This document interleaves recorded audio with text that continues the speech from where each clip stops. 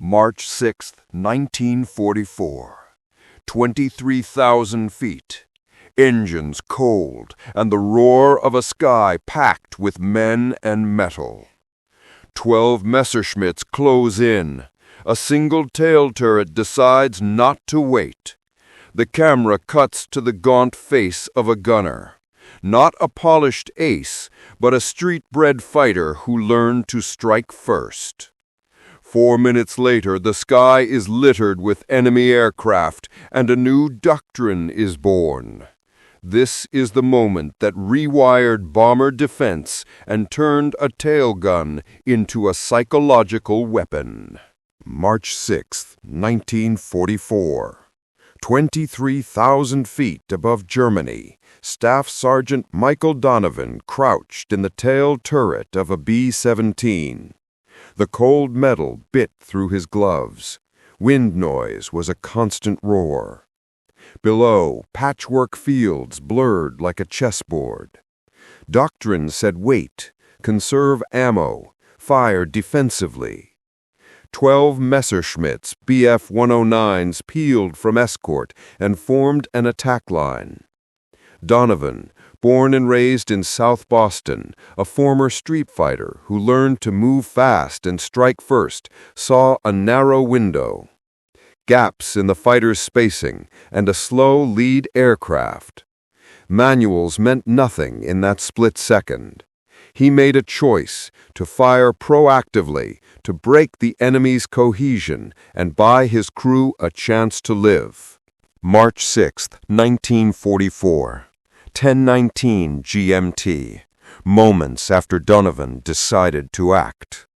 From the tail turret, he tracked the first fighter as it swung into firing angle. Donovan dialed for reach and led the target to sever the attacker's rhythm. His first burst clipped the lead Bf-109's wing. That pilot overcorrected and tumbled away. A chain reaction followed. Pilots tightened, formations kinked, gaps opened.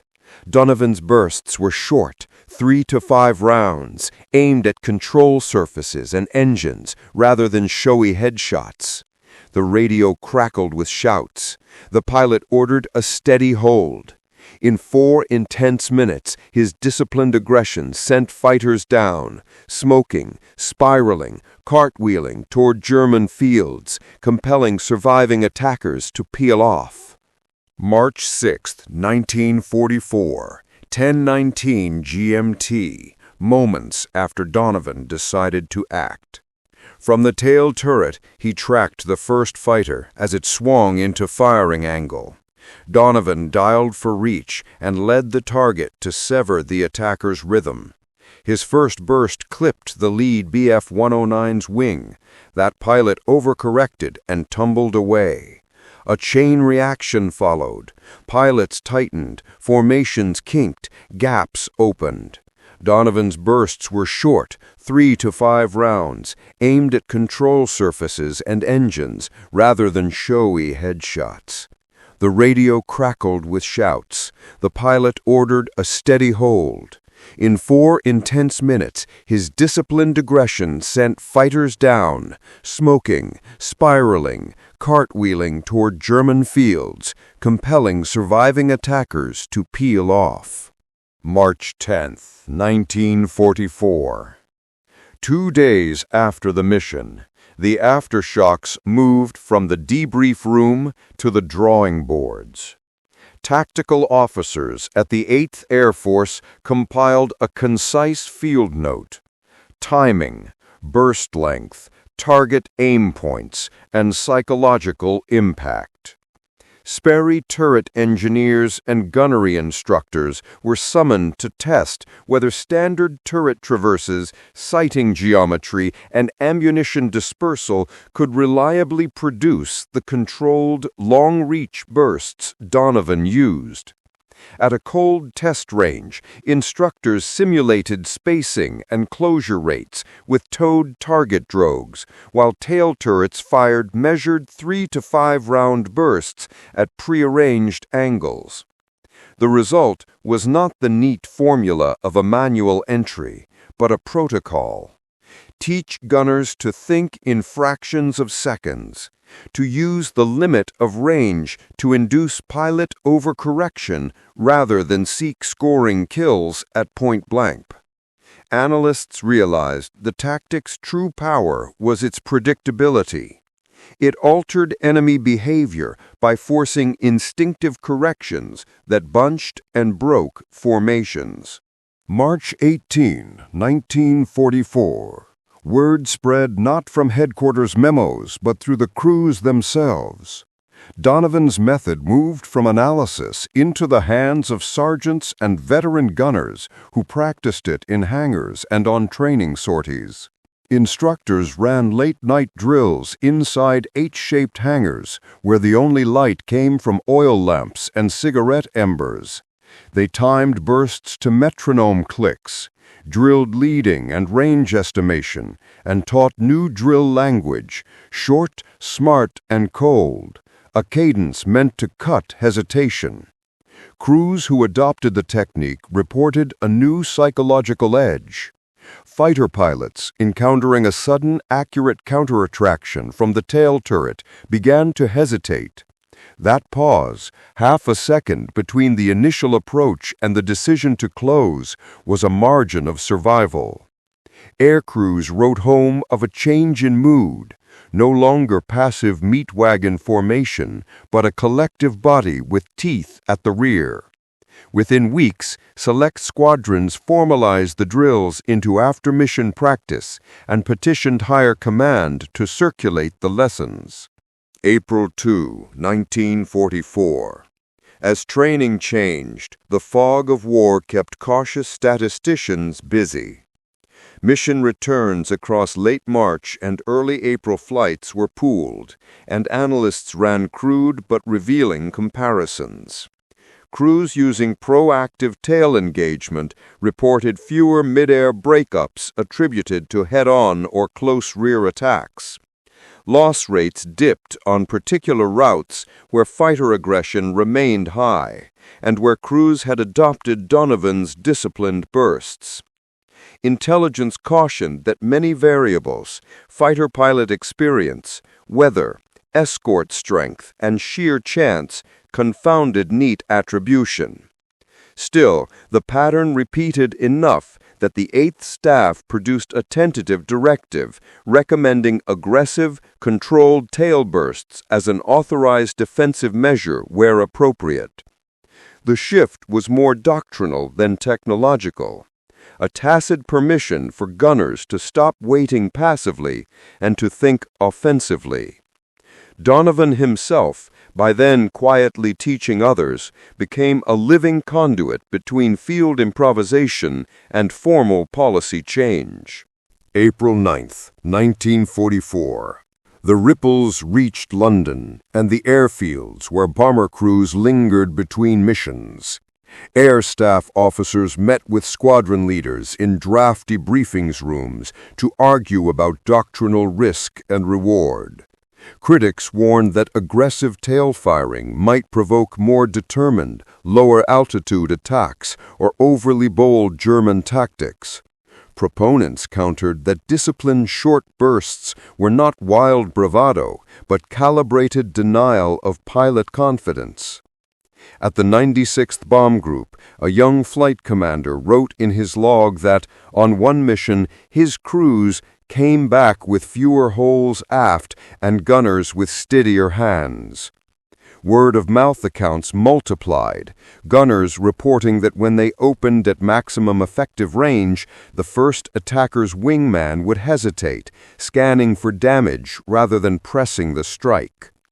That hesitation, doctrine theorists argued, multiplied into seconds of maneuvering error across the whole flight. Seconds in which box formations recovered, gunners re-indexed, and escort fighters closed the gap. The bureaucrats penciled caveats into memos, but in the mess halls and on late-night buses, the new doctrine was already earning a rugged kind of respect. April 22, 1944. Back in training fields, gunnery instructors refined the language and rituals around the tactic. Classroom sessions taught range estimation using sight graduations, and live-fire drills emphasized the rhythm of measured bursts: count, fire, reassess. Veteran gunners taught rookies to recognize the telltale micro-behaviors of closing fighters: a tightening of wing angles, flicker of aileron, throttle stutter. Simulated dogfights in towed drogue exercises were filmed with gun cameras and later replayed in debriefs. Instructors paused reels at the exact instant a short burst altered the attacker's line, showing recruits that a precise, calm shot could cascade into a formation break. Mechanics also adjusted turret maintenance schedules, ensuring powered traverse responsiveness and clearing any sighting slop, because accuracy at range demanded mechanical reliability. The change was holistic: mental, mechanical, and procedural. Gunners were learning to weaponize the psychology of the enemy as much as the ballistics of their weapons. May 3, 1944. The tactic's first measured statistical vindication arrived not as fanfare, but as a cautious note buried in mission tallies. A mid-April convoy over northern France showed a measurable drop in close finishing attacks on bomber tails in squadrons that had adopted the technique.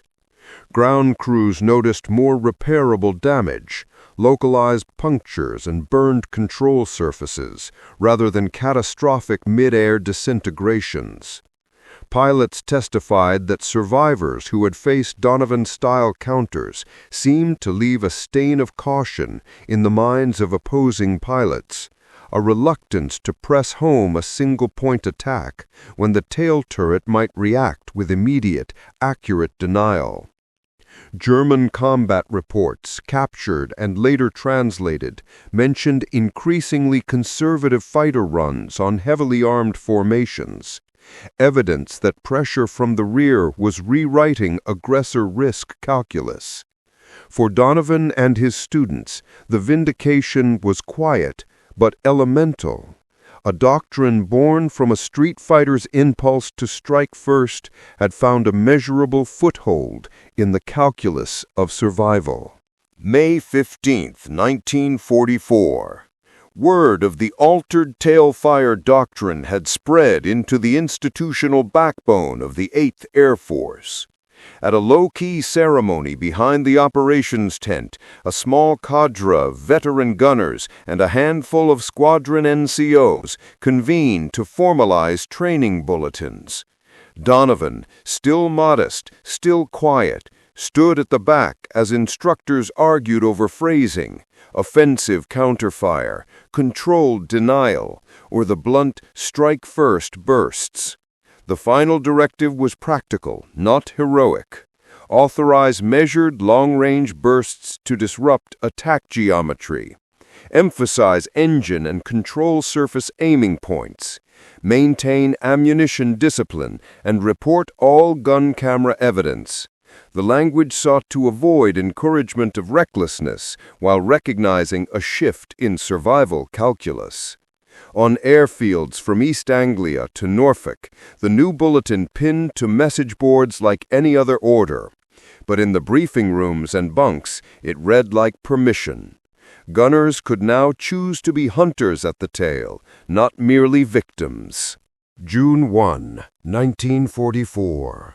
As crews refined the tactic, adversaries adapted. German fighter units circulating in Jagdgewetter logs noted a small but meaningful pattern. Attacks that once expected a passive tail now encountered precise, immediate denial. German pilots began changing closing angles and altitudes, sometimes using feints or spreading their assaults with heavier reliance on rear-covering wingmen. Luftwaffe intelligence memos, later captured and translated, referenced enigmatic heavy-caliber fire from our rear that seemed to come as a deliberate countermeasure. The change in enemy tactics played into Allied hands. More dispersed attacks reduced the concentrated burst damage on single bombers, allowing formations to hold together longer until escorts arrived. The psychological theater was therefore mutual. Donovan's method altered not only who fired first, but how both sides thought about risk. Instructors stressed this in lectures. The goal was not spectacular individual tallies, but to seed hesitation and multiply survival margins across the box. June 20th, 1944. 2 weeks after D-Day, operational tempo intensified, and so did the scrutiny of tactics that saved men. Donovan, by now unofficially a traveling demonstrator, rode to forward strips to teach small groups how to estimate range under stress, how to center bursts on elevators and rudders, and how to time those bursts to maximize pilot correction rather than destruction. He used blunt metaphors from the streets of South Boston to translate split-second math into muscle memory. Lead 'em a little, scare 'em more. And cadets remembered the line not as bravado, but as a mnemonic for disciplined aggression. Field reports later credited crews trained under Donovan's emphasis with fewer catastrophic tail attacks and higher odds of return. The doctrine's moral was uncomfortable and simple. Violence at distance, used with restraint, could save lives. For Donovan, it remained personal. Every disciplined short burst was a choice to protect the men in his ship's belly and the pilot at the front. July 9, 1944. Midsummer missions returned with new textures. Fewer frantic cries from the tail, more blunt, tactical language in after-action reports. Pilots who'd seen Donovan-style counters testified to an altered rhythm in combat. Attacks that once felt like inevitable collisions now arrived with a moment of hesitation, as if the enemy were calculating whether the price of a run was worth the reward. At a modest intelligence seminar in Cambridge, an operations analyst read aloud excerpts from translated Luftwaffe notes describing uncertain approaches and loss of nerve when facing heavily armed box formations. Veteran navigators and flight surgeons added human detail. Gunners who'd learned to strike early came back not only with fewer wounds, but with steadier hands and clearer eyes. The psychological architecture of air warfare had shifted, not merely through metal and bullets, but through expectation. Donovan's innovation had become a psychological instrument, one that rewired how both sides imagined the moment before a strike and how quickly they judged risk. August 21, 1944. Practical institutionalization followed.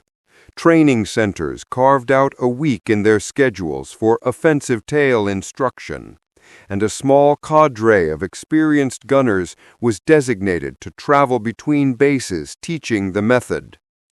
Donovan no longer moved alone. He lectured with a standardized deck of gun camera frames, checklists for burst lengths, and a short set of verbal cues now echoed across squadrons.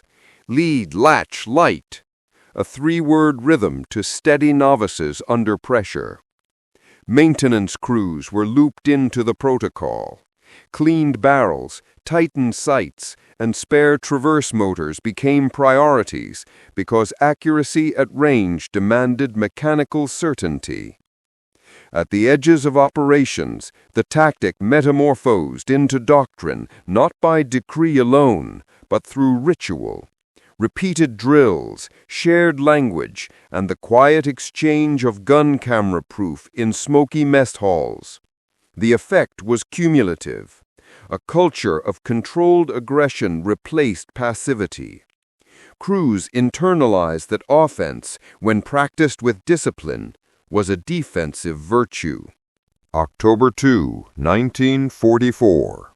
Statistical narratives began to consolidate into broader operational lessons. Analysts compared months of sorties and observed correlated decreases in catastrophic tail hits where the doctrine was widely practiced. Simultaneous upticks in enemy dispersion and conservative engagement profiles reinforced the causal story. Yet the data was messy, and statisticians careful to note confounders: weather, fighter pilot attrition, and the increasing density of escort fighters all played a part. Still, the human verdict was clear. Crews trained in disciplined, offensive tailfire reported greater cohesion and fewer broken formations. Across squadrons, gunners who'd once been passive watchers were now instructors, teaching their successors how to weaponize calm under fire. The doctrine's legacy, measured in saved crews and trimmed casualty lists, began to be folded into post-war analyses of aerial warfare. Donovan's moment of initiative, born of street instincts and brutal necessity, had achieved something tactical and cultural. It nudged whole airmen communities toward a logic that privileged anticipatory action over resigned defense. November 14, 1944. The tactic matured from an improvisation into a lesson taught in sober classrooms and oily hangars across the European theater. Air crew memoirs from late 1944 recalled Donovan's visits to forward strips, where he ran live demonstrations against towed drogues and actual escorted missions, showing rookies how the smallest timing difference, half a beat in the gunner's trigger finger, could turn an attack into a missed opportunity for the enemy. Squadron histories note that the real power of the doctrine lay not in spectacular single sorties, but in cumulative behavioral change. When dozens of gunners across multiple groups practiced disciplined, short-range denial, German fighter commanders found their standard attack playbook producing diminishing returns. The more crews internalized short, smart, and cold, the more the Luftwaffe was forced into risk dilution, feints, wider approaches, and more conservative targeting, which in turn reduced catastrophic single bomber losses. At the human level, medics wrote of fewer mangled bodies and more repairable damage. Chaplains recorded fewer grief-stricken telegrams. Donovan's street-born instinct, sharpened into procedure, translated into measurable human preservation across the Allied bomber stream. January 3, 1945. As the winter of 1944 turned to 1945, the doctrine spread beyond the 8th Air Force to Allied units assessing bomber survivability worldwide. Tactical papers circulated to Mediterranean and CBI theaters, where conditions were different, but the psychology remained the same. A confident rear could unsettle an attacker everywhere. Lessons were adapted. Turret traverse speeds tweaked for different aircraft. Burst timing recalibrated for tropical humidity or high-altitude cold that altered ballistic dispersion. But the core remained. Use controlled, aimed bursts at maximum effective range to force pilot corrections rather than waste ammunition in wild, close-in volleys. Pilots who'd once scoffed at the idea of a single turret dictating engagements came to accept a new truth. A disciplined gunner multiplied the value of escorts and strengthened formation integrity. Correspondence from squadron commanders shows an emergent respect for gunners as strategic actors. Maintenance logs record prioritized spare parts for turrets. The transformation was organizational as well as tactical. Gunners moved from the margins of doctrine into its center. March 8, 1945. In post-mission debriefs during the closing months of the war, a recurring theme surfaced. Small acts of initiative, like Donovan's decision to fire first, compounded into strategic advantage. Crew testimonials brimmed with the same refrain: training that emphasized anticipation saved lives.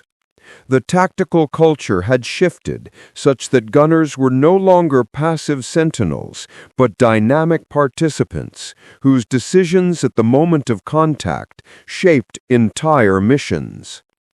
Historians later would trace reduced tail loss incidents and point to aggressive tail doctrine as one of several contributing factors, alongside improved escorts, radar, and fighter attrition that softened Luftwaffe effectiveness. For Donovan, who by war's end had trained hundreds, the victory was private. Men he'd taught walking away from missions with limp wounds or bruises instead of the silence that follows death. The story that began in a cramped Massachusetts childhood and a frozen tail turret ended with a quiet record. One man's willingness to break the rule book had rewired how a community fought to survive in the sky. April 12, 1945. With the Reich collapsing and missions pressing into the heart of a shattered airspace, operational commanders demanded clarity. Which measures had real, repeatable effect? Analysts convened a modest panel at a cloth-hung operations tent and walked through months of gun camera reels, mission tallies, and survivor testimony. They found pattern and paradox. Donovan-style proactive bursts correlated with fewer catastrophic tail losses on many routes, yet success required discipline, mechanical reliability, and clear command intent. Unbridled aggression produced needless risk. The panel's conclusion was surgical. Endorse the doctrine as a conditioned tactic, not a license to recklessness. The recommendation emphasized training, maintenance, and reporting. For crews in the field, it was confirmation that improvisation, when tempered by procedure, was legitimate. Donovan, who rarely sought attention, was quietly recommended for a modest commendation.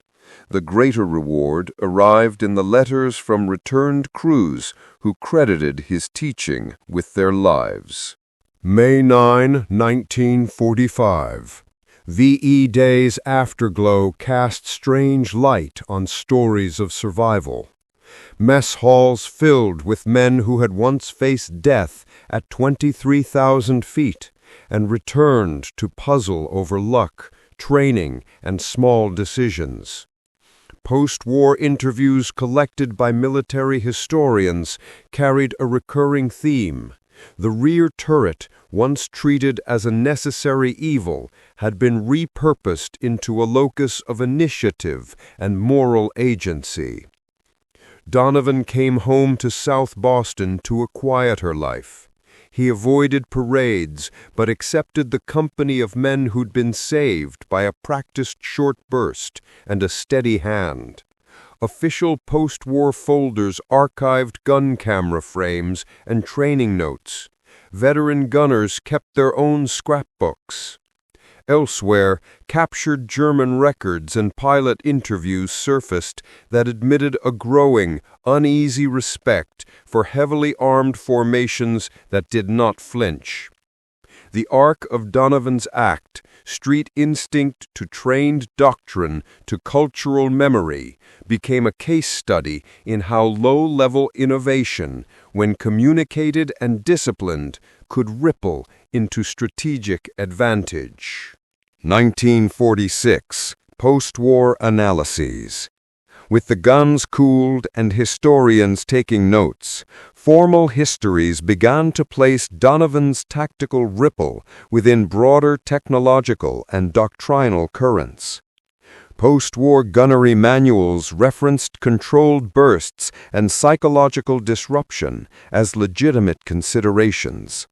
Instructors who'd trained under Donovan wrote chapters in official guides. Yet aviation's rapid post-war transformation, jets, guided ordnance, and improved fighter tactics would eventually render the tail turret's starring role obsolete. Even so, the doctrinal kernel endured. Anticipate the enemy's instinct, shape it, use measured, disciplined action to create doubt. Military educators later cited Donovan's case as an example of human factors in combat decision-making, the tactical psychology of deterrence that could be taught as surely as citing geometry. The legacy was not a single medal, but a change in how crews thought about agency in the sky. Offense, carefully applied, could be the quietest form of defense. May 27, 1946. The end of hostilities opened a slow, forensic look at what had actually changed in the air war. Post-war boards collected mission logs, gun camera reels, maintenance records, and veteran testimony to separate myth from measurable effect. Their conclusion, tail turret initiative, had not single-handedly won the sky, but it had produced a reproducible behavioral pattern. Short, aimed bursts at maximum effective range upset attack geometry and introduced hesitation among aggressor pilots. Analysts cross-referenced gun camera frames with repair logs and pilot debriefs and found consistent evidence that many catastrophic rear attacks had, where practiced, been turned into repairable control surface hits rather than mid-air breakups. The finding altered gunnery doctrine language in manuals. The rear turret became not only a defensive last-ditch, but also a calibrated deterrent whose value depended on training, mechanical reliability, and disciplined restraint. September 12, 1947. Military education absorbed the lesson into doctrine and doctrine into pedagogy. Gunnery schools added modules on human factors, stress recognition, split-second decision rules, and the psychology of deterrence, alongside mechanical training on sights and traverse motors. Manuals began to emphasize that accuracy at range required not only sight calibration, but also routine turret maintenance and ammunition handling. A poorly maintained traverse made precise, short bursts a false hope. Retired gunners lectured in classrooms with gun camera reels projected for cadets so they could see the moment a 3-round burst forced a fighter to overcorrect. The message was iterative. Teach the eye, steady the hand, and keep the mechanism true. The doctrine's durable insight that measured offensive action can be the most effective defense entered the language of post-war aircrew training and influenced gunnery practice into the jet age. June 3, 1950. The Korean conflict and the rapid arrival of jets tested the limits of a doctrine born in propeller skies. Jet speeds compressed reaction windows and made traditional tail turret engagements less relevant, yet the psychological principles remained instructive. Anticipate, shape the enemy's decision, and convert brief hesitation into survivable space. Lessons distilled from the B-17 era informed defensive thinking for new platforms. Gun placement, early warning, and crew decision protocols all carried echoes of the strike first but disciplined model. Engineers who read the old gunnery reports argued for integrated sensor suites that could replicate at speed the anticipatory function a well-trained tail gunner once provided. In that sense, Donovan's improvised doctrine migrated into systems thinking. Human anticipation became part of an architecture of detection, denial, and deterrence, rather than a lone man's reflex. The story that began in a cramped tail turret and a South Boston street fighter's instinct ends not in medals, but in ideas that outlived the propeller age. By 2025, the language of deterrence Donovan improvised has migrated into doctrine, training simulators, and system design. Human factors modules in crew training still teach split-second decision rules. Sensor suites and automated defensive aids are built to replicate the anticipatory denial a steady hand once produced. And military educators cite his case when explaining how a single tactical choice can cascade into organizational change. Yet the lesson is not only technical. Veterans' memoirs and oral histories remind us that doctrine is forged from small moral calculations, choices to act, to protect, to take responsibility for others. Donovan's short, disciplined bursts were tactical math and ethical choice in one. He decided that risking a shot at distance to disturb an enemy's timing was preferable to passivity that guaranteed worse loss. The echo of his act survives in training rooms where young aircrew still rehearse hesitation-breaking drills, in museum exhibits that display gun camera frames beside maintenance manuals, and in scholarly debates that place human judgment at the center of combat effectiveness. His legacy is a paradox, an act of violence reframed as an act of preservation, a street instinct institutionalized into doctrine, and a single man's moment of initiative folded into collective survival. From March 6, 1944, to the present, the arc of Donovan's choice shows how individual initiative, rooted in discipline, taught with rigor, and disciplined by procedure, can reshape the tactics and culture of war. The tail turret's transformation into an instrument of deterrence reminds us that survival often depends on anticipating the enemy's instincts and weaponizing restraint as much as firepower. If this story moved you, subscribe for more documentary deep dives, like the video, and share it with friends who love military history.